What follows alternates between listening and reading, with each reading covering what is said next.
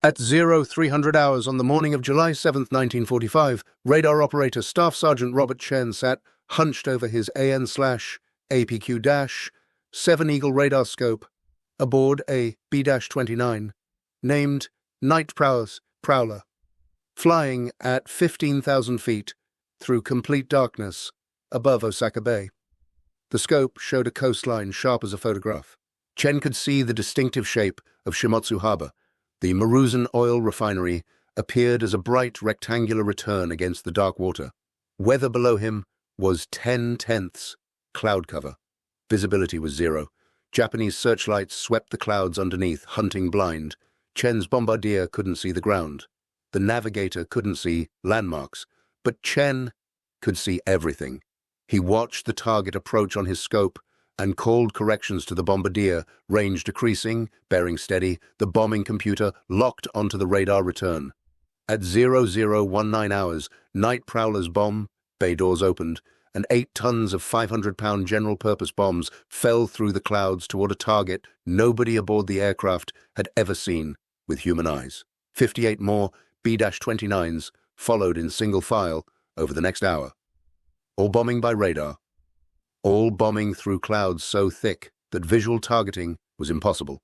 11 days later, reconnaissance aircraft photographed the Maruzen Refinery, 95% destroyed. General Curtis LeMay sent a message to the 315 Bomb Wing commander. This performance is the most successful radar bombing of this command to date. If you're enjoying this deep dive into the story, hit the subscribe button and let us know in the comments from where in the world you're watching from today. The Japanese couldn't comprehend what was happening. For months, American B-29's had attacked Japanese cities in massive formations, dropping incendiary bombs. Those raids were destructive, but predictable. Hundreds of aircraft flying low at night, crews navigating by landmarks, sighting the targets visually. Japanese civil defense could track the formations. Air raid warnings gave civilians time to evacuate. Anti-aircraft guns concentrated fire on the bomber streams. By July 1945, the Japanese had adapted their defensive tactics.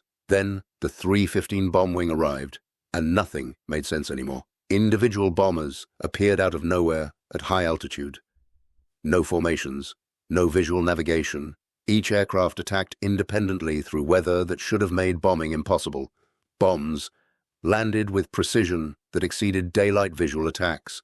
Coastal refineries were being systematically erased from existence by bombers operating in conditions where bombing should have been impossible. Japanese military intelligence examined wreckage from downed American aircraft. They found radar equipment, but Japanese engineers couldn't understand how it worked well enough to guide bombing with such accuracy.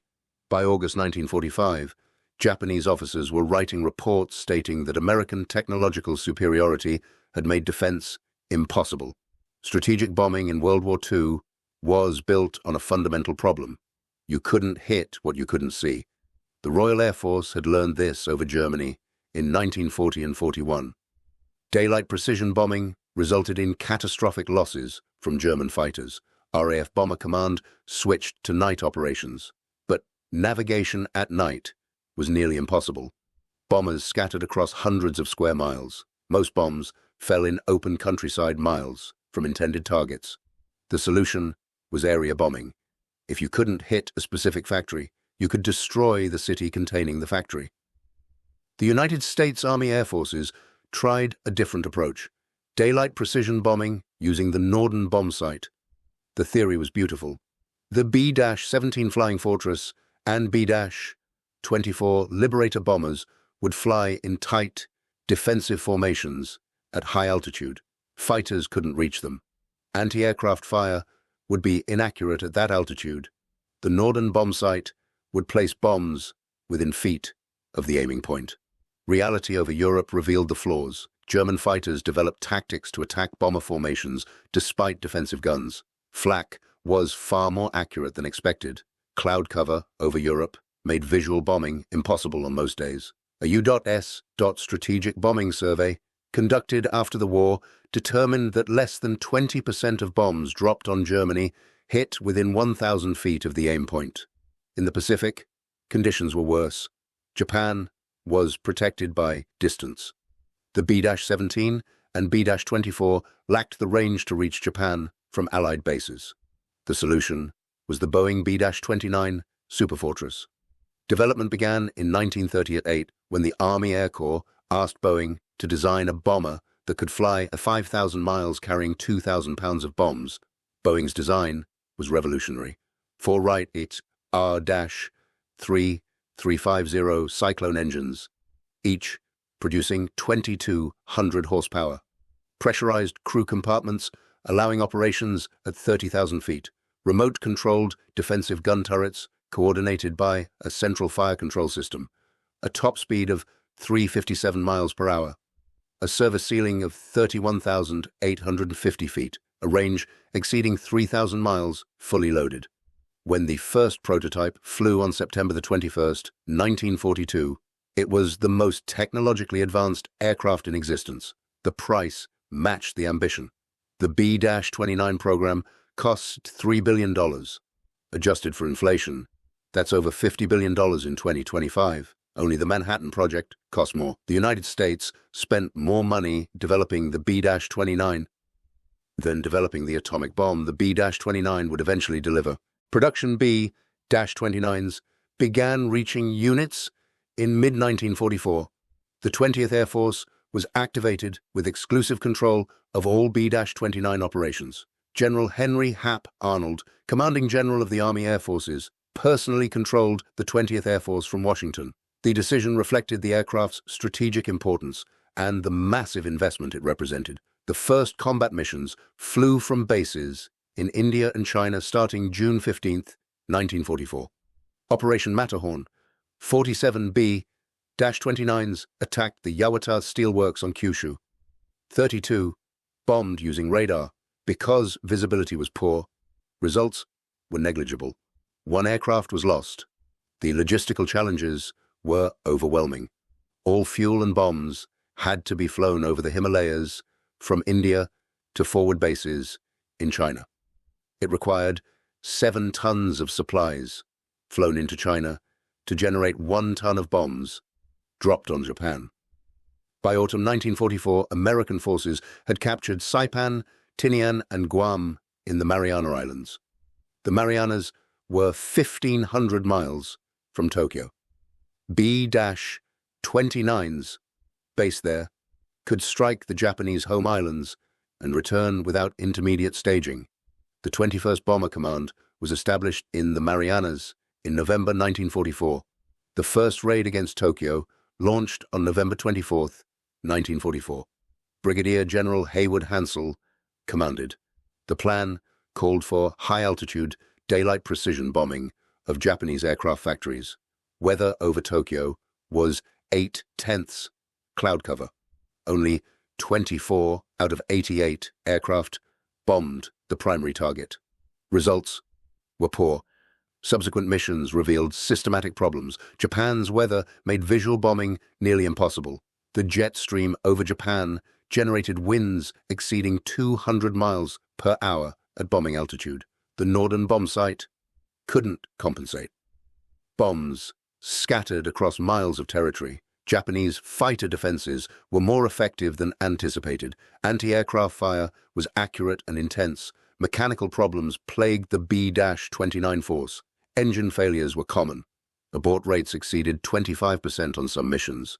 By January 1945, General Hansell's command had flown 9 major missions against Japan and achieved almost nothing. Total tonnage on target was negligible. Japanese war production was unaffected. In January 1945, Major General Curtis LeMay replaced Hansell. LeMay was 38 years old and had commanded heavy bomber operations in Europe. He understood that current tactics weren't working. He also understood that the B-29 represented an enormous investment that needed to justify itself before the planned invasion of Japan. LeMay studied the problem methodically. High-altitude precision bombing wasn't working because weather made visual targeting impossible. The solution was radar. The B-29 carried multiple radar systems. The AN/APQ-13 was the standard bombing radar installed in most superfortresses. It operated at approximately 3,000 MHz with a 10-centimeter wavelength. The radar could detect coastlines and large targets through any weather, but the APQ-13 had limitations. Resolution was moderate. Operators needed extensive training. Accuracy was insufficient for precision strikes against small targets. Then LeMay learned about the AN/APQ-7 Eagle radar. Development had begun at MIT's Radiation Laboratory in 1943. The Eagle operated at X-band frequency with much higher resolution than earlier radar sets. The antenna was a distinctive 18-foot wing-shaped unit mounted under the forward fuselage between the bomb bays. It swept a 60-degree arc along the aircraft's flight path. The improved resolution meant operators could distinguish individual buildings. Coastal targets showed extraordinary clarity. The Eagle could identify specific refineries and factories from altitude through complete cloud cover, but production was limited. Only 311 B-29B models were built with the Eagle radar installed. These aircraft were designated for a new unit, the 315 Bomb Wing. The 315 Bomb Wing was activated in July 1944 at Peterson Field, Colorado. 4 bombardment groups, the 16th, 331st, 501st, and 502nd. The wing trained in Colorado while groups trained in Kansas under 2nd Air Force. Training emphasized radar navigation and bombing. Traditional B-29 crews trained for visual bombing with radar as backup. 315 crews trained for radar bombing exclusively. No visual backup. Trust the electronics completely. The training was revolutionary. Radar operators spent hundreds of hours learning to interpret scope displays. They studied radar imagery of Japanese targets using reconnaissance photographs. They practiced identifying coastlines, harbors, industrial facilities. Navigators learned to rely on radar returns instead of visual landmarks. Bombardiers learned to release bombs based on radar data without ever seeing the target. The 315's aircraft were designated B-29B. The B model saved weight by removing most defensive armament. Standard B-29's carried 12 50-caliber machine guns in 5 turrets.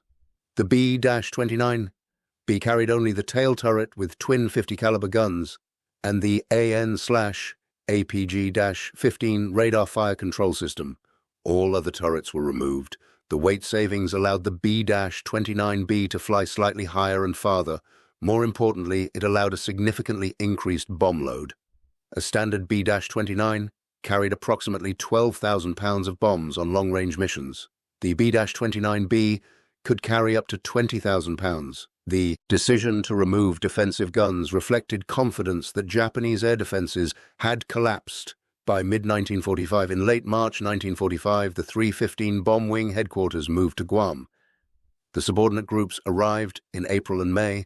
The 16th and 502nd first arrived first in mid-April. The 331st and 502nd arrived in mid-May. The groups occupied Northwest Field on Guam, a massive construction project completed by Navy construction battalions. The wing commander was Brigadier General Frank Armstrong, Jr. Armstrong was 40 years old and had extensive combat experience. He'd led the 306 Bomb Group, flying B-17s in Europe in 1942 and 43. Armstrong understood strategic bombing. More importantly, he believed in radar bombing when most commanders remained skeptical. May and early June were devoted to training and preparation. The 315 flew practice missions against Japanese-held islands in the Carolines and Marianas. Targets included Moan Island, Truk, and other lightly defended locations. The missions allowed crews to test their radar equipment and practice procedures. Results were mixed. The APQ-7 radar worked brilliantly when properly calibrated. The targets appeared clearly. Bombing accuracy was excellent. But the equipment was temperamental. The tropical climate caused problems with the antenna housing. Humidity affected electronic components. Maintenance was complex. Each B-29B carried 11 crew members: pilot, co-pilot, 2 navigator bombardiers, flight engineer, engine mechanic, electrical specialist, power plant specialist, radar operator, radio operator, and tail gunner. The radar operator was critical. Everything depended on that individual correctly interpreting the scope and guiding the bombing run. Intelligence briefings described the 315's mission: destroy Japan's oil refining capacity. By mid-1945, Japan's petroleum situation was desperate. The Allied naval blockade had severed imports from the Netherlands, East Indies, and Southeast Asia. Japan's crude oil supply had dropped to less than 5% of wartime peak. Domestic refineries were processing almost no crude, but the refineries still existed. If Japan found a way to import oil, those refineries could resume production. The 315's mission was to ensure that didn't happen.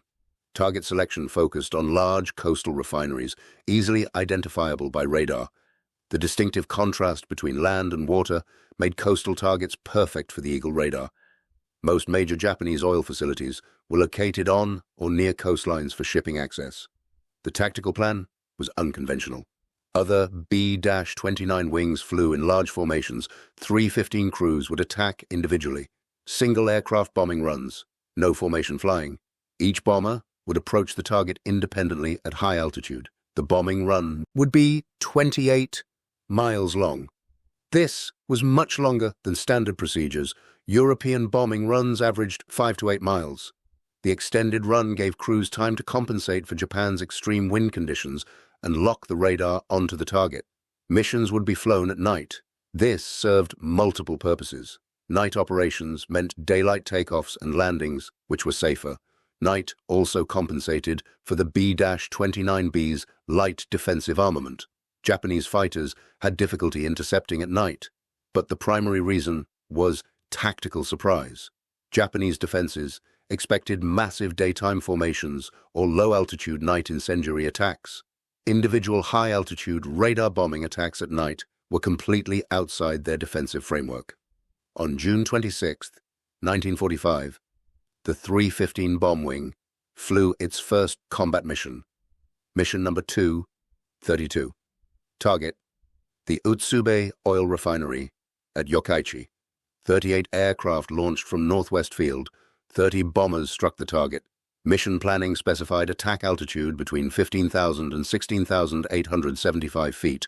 Weather over target was 0.8 to 0.10 cloud cover, thick enough that visual bombing was impossible. All bombing was conducted by radar. The bombers approached individually in a steady stream. Each aircraft crossed the target and dropped its bombs, then turned for the 3,800-mile return flight to Guam. Japanese anti-aircraft fire was meager and inaccurate. Searchlights swept the clouds but couldn't locate the high-flying bombers. No enemy fighters appeared. No American aircraft were lost. Post-strike reconnaissance was delayed by weather. When photos were finally obtained, analysis showed 30% of the refinery was destroyed or damaged. Not spectacular, but proof of concept. Radar bombing could work. 3 nights later, June 29th through 30th, the 315 struck the Nippon Oil Company refinery at Kudamatsu. 32 aircraft dropped 209 tons of bombs, all radar bombing. Weather was 0.8 to 0.10 cloud cover. Results were unobserved during the attack. Anti-aircraft fire was heavy but inaccurate. Several searchlights operated in the target area. 4 aircraft were non-effective due to mechanical problems. No enemy aircraft were observed. No American losses. On the night of July 2nd through 3rd, 39 aircraft attacked the Maruzen Oil Refinery at Minoshima near Osaka. 297 tons of bombs dropped by radar. 11 enemy fighters were sighted. 3 identified as twin-engine, 3 as single-engine, 5 unidentified, none attacked. Reconnaissance photos showed only 5% of the plant destroyed. The results were disappointing. Target identification had been difficult. Some crews had trouble synchronizing their radar scopes with the target. The decision was made to strike again. July 6th through 7th, the second attack on Maruzen. 60 aircraft launched. 59 dropped 441.5 tons of bombs on a completely obscured target. 0.10 cloud cover. 0 visibility. All bombing was by radar. Enemy fighters made several attacks. Some appeared to attempt ramming. The tail gunners fired, but made no confirmed kills. One bomber reported a 20mm hit, causing minor damage. Anti-aircraft fire was heavy but inaccurate. Several searchlights operated, some appearing to be radar-controlled. No American aircraft were lost. Reconnaissance photos on July 11th showed 95% of the plant had been destroyed. The result was stunning. General LeMay personally sent a congratulatory message. "This performance is the most successful radar bombing of this command to date." The success validated everything. Radar bombing could achieve precision results exceeding visual bombing. The crews could execute perfectly, despite never seeing their targets. The 315's tactics were sound. Japanese defenses couldn't counter high-altitude individual attacks. Over the next 5 weeks, the 315 flew mission after mission. July 9th through 10th, Osaka Bay Oil Refinery at Yokkaichi revisited. 61 aircraft. Poor results this time. Target visible to some crews, but bombing scattered. July 12th through 13th, Kawasaki Petroleum Center between Tokyo and Yokohama. This was Japan's most heavily defended area. 27 aircraft from the 16th Bomb Group participated. 2 aircraft were lost. 1 ditched north of Rota. The fate of the other remained unknown. July 22nd, 315 attacked the Nippon Oil Refinery at Kudomatsu again. 44 aircraft dropped 337 tons. Results were good. July 26th through 27th, the Ubi Coal Liquefaction Company facility. This was a synthetic fuel plant. 60 aircraft, excellent results. July 29th through 30th, Shimotsu Oil Refinery. 75 aircraft dropped 568 tons. August 1st through 2nd, Kawasaki Petroleum Center again.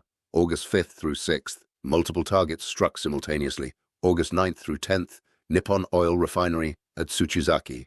By August 14th, the 315 had flown 15 combat missions.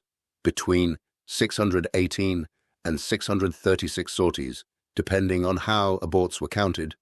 Approximately 4,000 tons of bombs delivered. 6 out of 9 attacked refineries destroyed.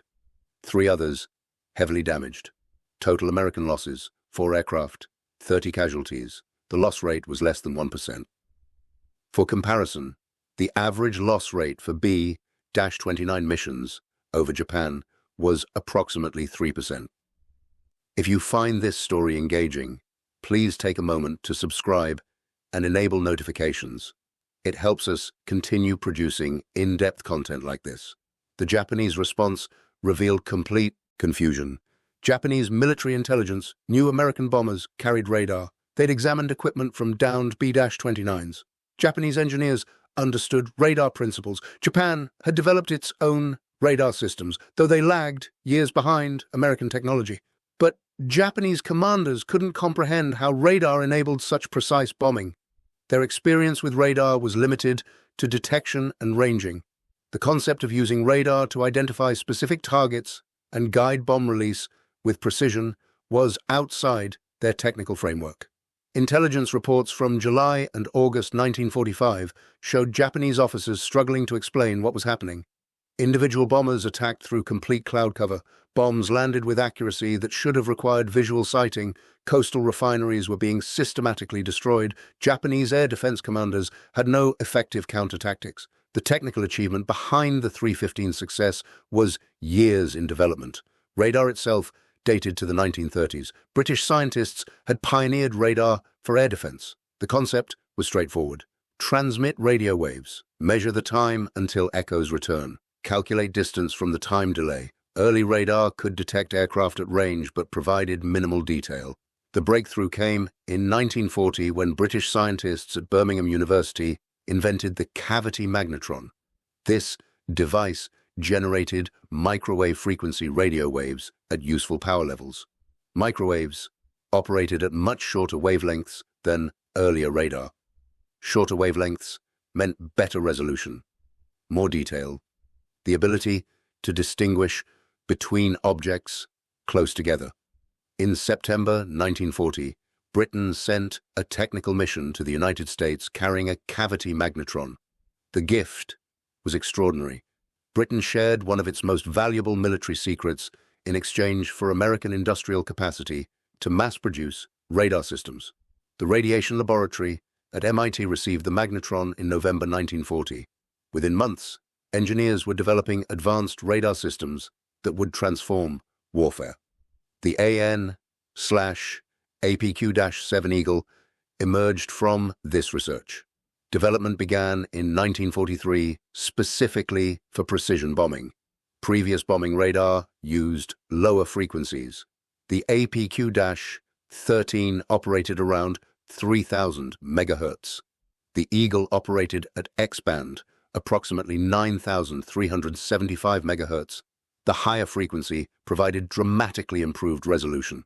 On the Eagle's scope, Japanese coastlines appeared as sharp lines. Cities showed as distinct patterns of returns. Large buildings were individually visible. Rivers, harbors, railroads all appeared clearly. The difference between the APQ-13 and the Eagle was comparable to the difference between a sketch and a photograph.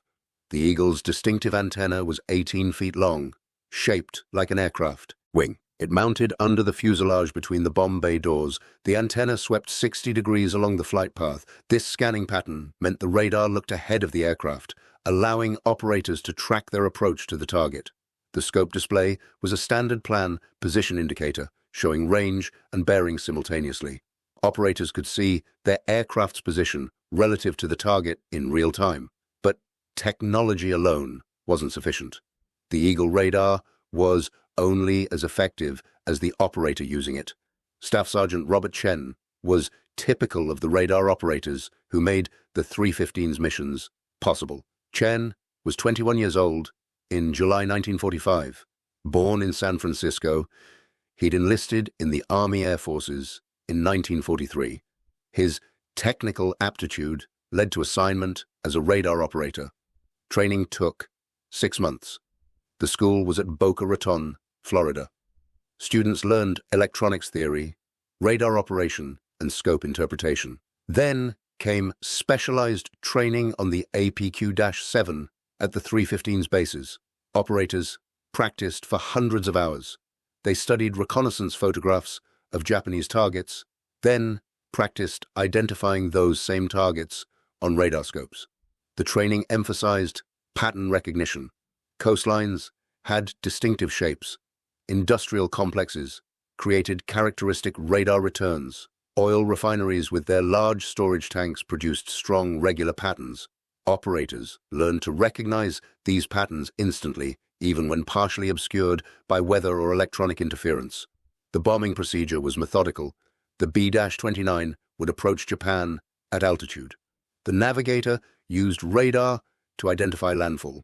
As the aircraft neared the target area, the radar operator began his bombing run procedure. First, synchronize. The operator would identify a distinctive geographical feature on the radar scope, usually the coastline. He'd align the radar return with known geography. This ensured the scope display accurately represented the real world. Then, search. The operator would locate the target on his scope. Oil refineries were excellent radar targets.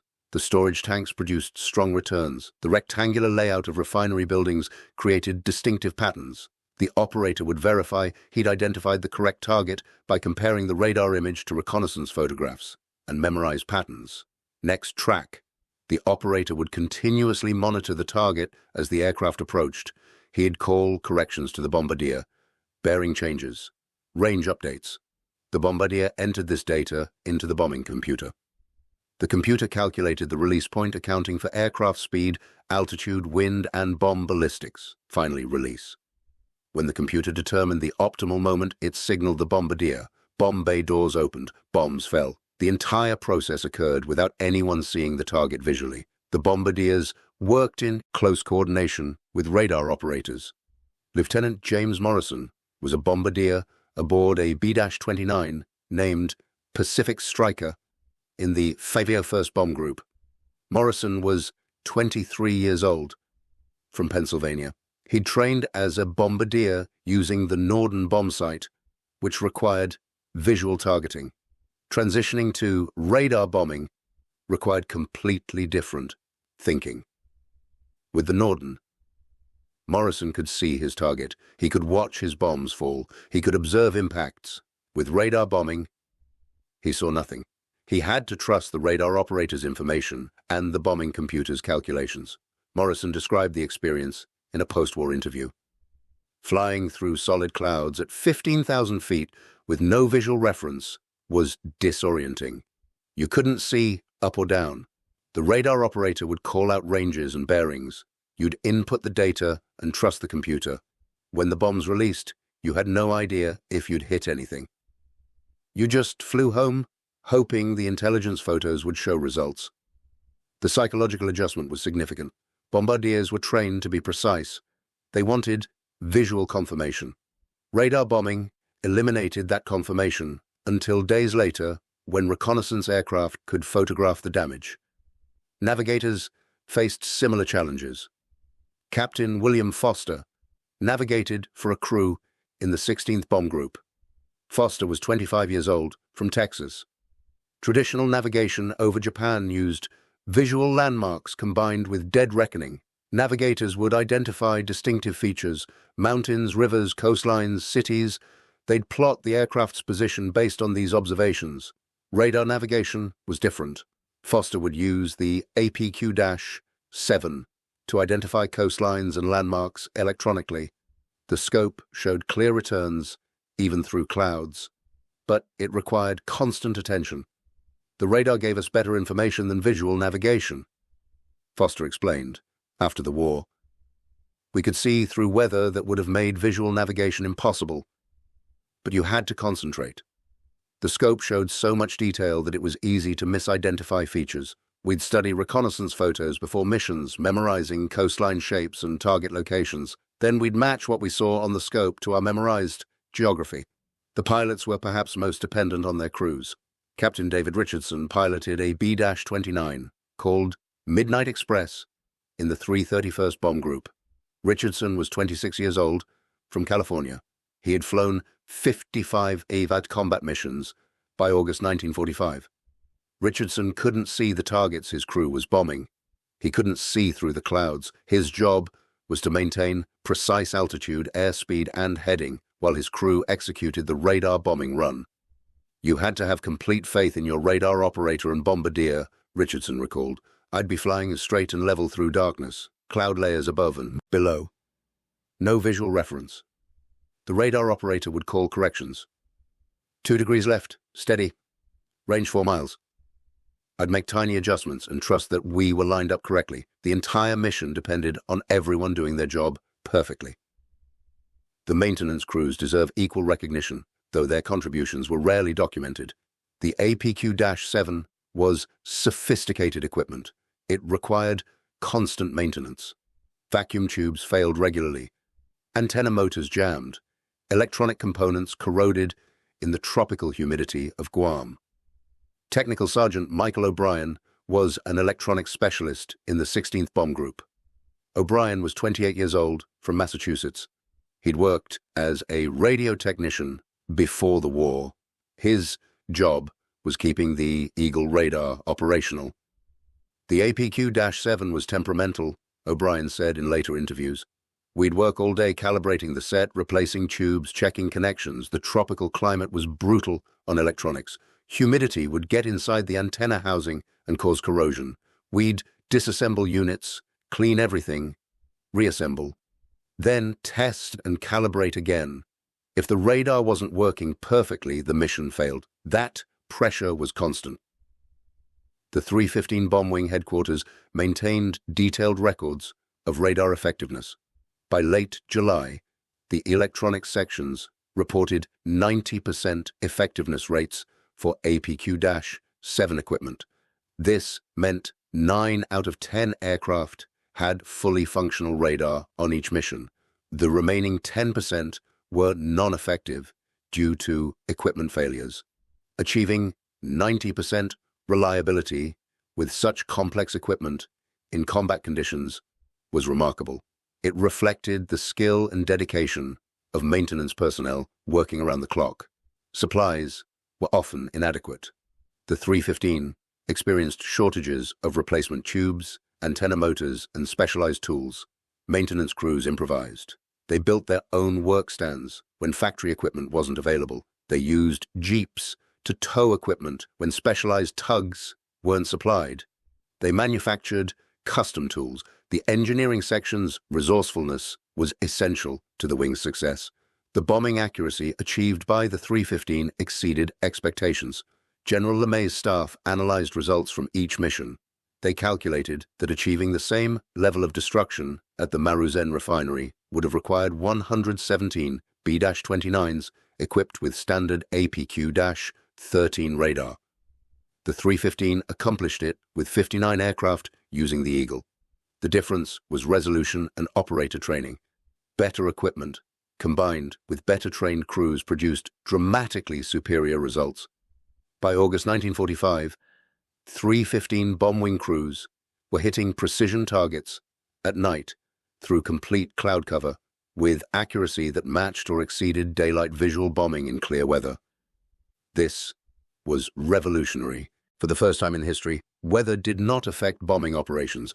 Darkness did not prevent precision attacks. The technological advantage was absolute. Japanese defenses proved completely inadequate.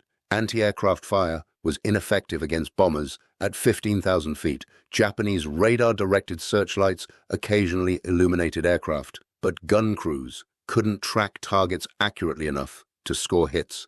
Japanese fighters made some interception attempts. On the July 6th through 7th mission against Maruzen, enemy fighters attempted ramming attacks. These were desperate tactics. Pilots would try to collide with American bombers, sacrificing themselves to destroy the aircraft. None succeeded. The B-29's speed and altitude made interception difficult. The Eagle-equipped aircraft flew slightly higher than standard B-29's due to their lighter defensive armament. This marginal altitude advantage was enough to complicate Japanese fighter operations. Most importantly, Japanese fighters lacked effective night interception capability. Japan had developed some radar-equipped night fighters by 1945, but deployment was limited. Most Japanese interceptors relied on visual acquisition. In darkness, pilots couldn't find targets until searchlights illuminated them. By the time searchlights located a bomber, it had usually already bombed and was departing the target area. Japanese civil defense was similarly ineffective. The 315's missions were unpredictable. Single aircraft arriving over hours made air raid warnings nearly useless. By the time defenses responded to one bomber, it was gone, and another was approaching.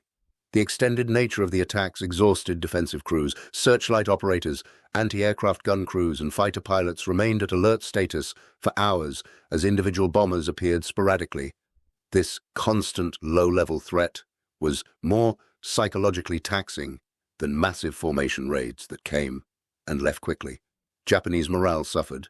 Civilian populations near targeted refineries understood they were being systematically destroyed by an enemy they couldn't see or counter. The psychological impact of precision night attacks was significant. The final 315 bomb wing mission of World War II occurred on the night of August 14th through 15th, 1945. The target was the Nippon Oil Refinery at Tsuchizaki near Akita, approximately 300 miles north of Tokyo on the west coast of Honshu. 132 B-29Bs launched from Northwest Field. It was the longest non-stop B-29 mission flown from the Marianas. Total distance, 3,650 miles. Flight time, approximately 18 hours. The mission was controversial, even as crews prepared for takeoff. Japan had indicated willingness to surrender. The atomic bombs had been dropped on Hiroshima on August 6th and Nagasaki on August 9th. Soviet forces had entered the war against Japan on August 8th. The Japanese government was negotiating surrender terms. Many 315 crews thought the war was essentially over. At one point, during pre-flight, crews were told to shut down engines, then restart. The confusion reflected uncertainty at command level about whether to proceed. General LeMay made the final decision. The mission would proceed. Several reasons drove this decision. First, Japan had not yet formally surrendered. Until surrender was official, the war continued. Second, the mission sent a strategic message. The target was in northern Honshu. Soviet forces were advancing through Manchuria toward Japan. American leaders wanted to demonstrate that northern Japan was within American operational reach. This had implications for post-war occupation zones. Third, the mission validated the 315's capabilities under the most demanding conditions. The longest-range mission against a distant target in uncertain strategic circumstances proved the wing could operate anywhere in Japan, regardless of distance or weather. Brigadier General Frank Armstrong personally led the mission. His B-29 took off from Northwest Field at approximately 8 p.m. local time on August 14th. 131 other aircraft followed. The formation flew north toward Japan through darkness. As the bombers approached Tokyo around 11 p.m., the city went into complete blackout. Japanese authorities had detected incoming aircraft. What they didn't know was that the bombers were flying past Tokyo toward Akita. The blackout remained in effect for hours. Inside Tokyo, a military coup was underway. Hardline Japanese officers opposed to surrender were attempting to seize the imperial palace and prevent Emperor Hirohito from broadcasting the surrender announcement. The conspirators searched frantically for recordings of the emperor's surrender speech. They intended to destroy the recordings and prevent the broadcast. The timing was coincidental, but significant. The 315's bombers, maintaining the blackout over Tokyo, inadvertently created chaos that disrupted the coup attempt. The conspirators couldn't complete their search in darkness. The coup failed. The surrender proceeded. Over Akita, 132 B-29Bs crossed the target between approximately 2:30 a.m. and 4 a.m. local time. Each aircraft bombed individually by radar. 953.9 tons of bombs fell on the Nippon Oil Refinery. Huge fires erupted. Dense smoke covered the facility. No enemy fighters were observed. Anti-aircraft fire was minimal. No American aircraft were lost. The last bombs fell at 0339 hours on August 15, 1945. While the returning bombers were still airborne, President Truman announced Japan's unconditional surrender. Crews heard the announcement over their radios. The war was over.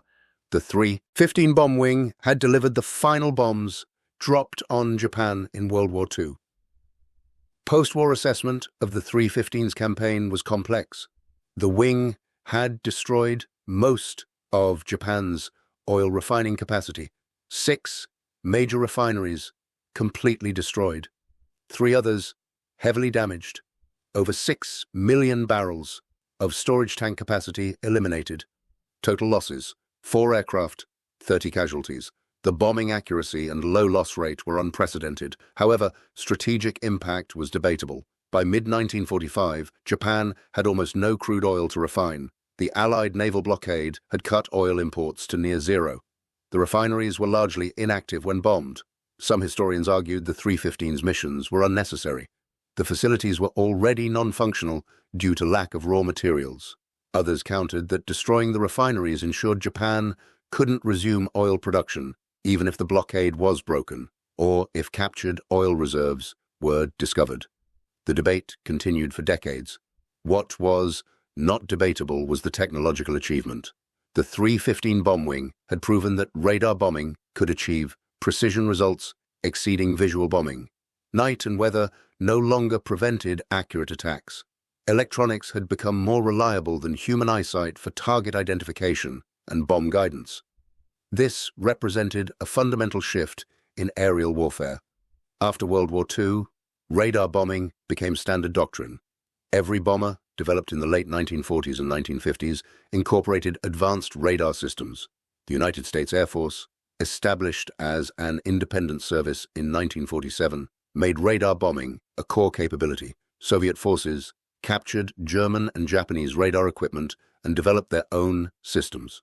Britain continued advancing radar technology, begun during the war.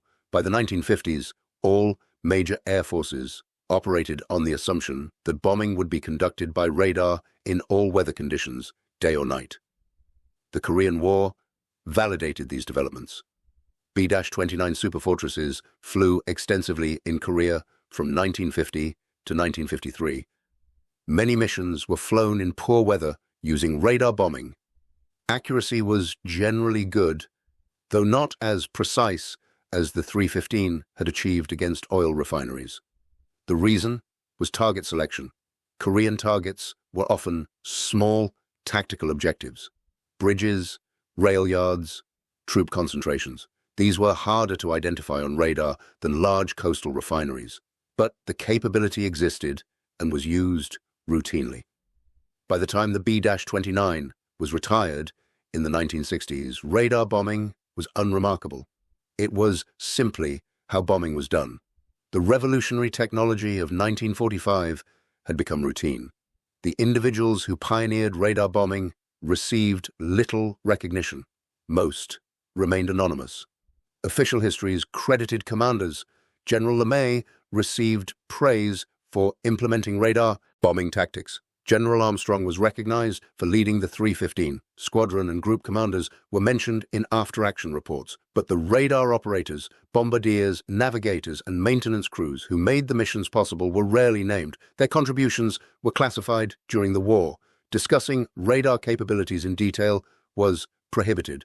After the war, radar technology became declassified, but the individual operators remained unrecorded. No comprehensive roster exists of radar operators who served in the 315 bomb wing.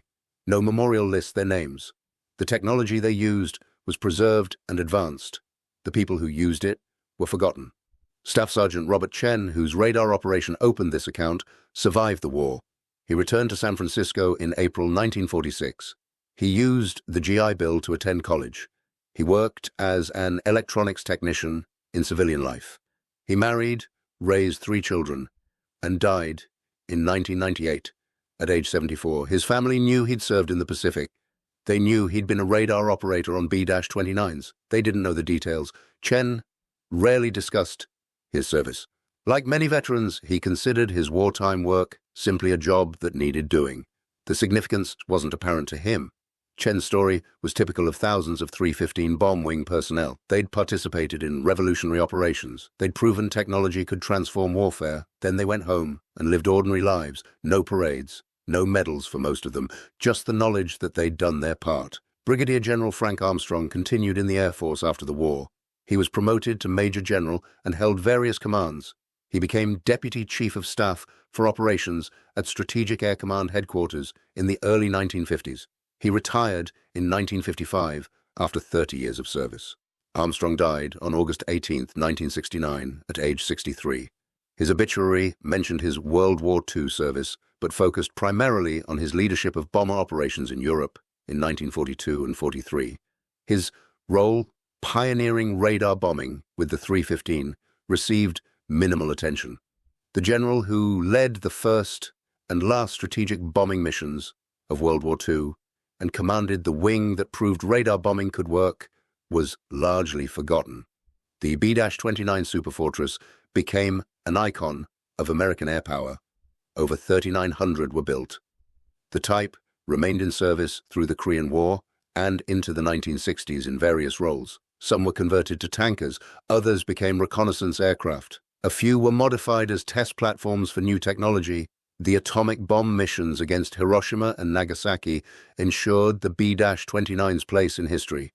But the 315 bomb wing's radar bombing campaign, though strategically less significant than the atomic attacks, represented perhaps the B-29's most important technological contribution. The capability to bomb accurately in any weather at any time changed warfare permanently. By 1960, most B-29's were being scrapped.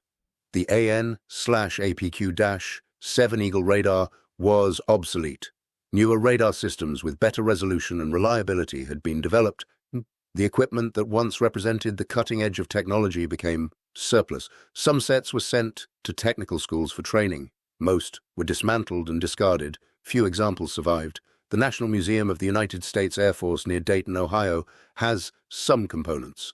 The Smithsonian's National Air and Space Museum has partial systems, but no complete operational APQ-7 Eagle radar exists in any museum. The technology that enabled precision night bombing and changed aerial warfare was disposed of as worthless surplus. The lesson from the 315 bomb wing isn't ultimately about technology. It's about the willingness to trust technology that seems unproven. In July 1945, most Air Force officers still believed visual bombing was inherently more accurate than radar bombing. They trusted their eyes over electronics. General Armstrong and the 315's crews proved that belief wrong. They demonstrated that properly trained operators using good equipment could achieve results impossible by visual methods. That demonstration required courage. If the missions had failed, careers would have been destroyed. The expensive APQ-7 program would have been cancelled. The entire concept of radar bombing might have been abandoned. But the crews trusted their training and their equipment. They executed perfectly. They succeeded. And they changed warfare. Thank you for watching. For more detailed historical breakdowns, check out the other videos on your screen now and don't forget to subscribe.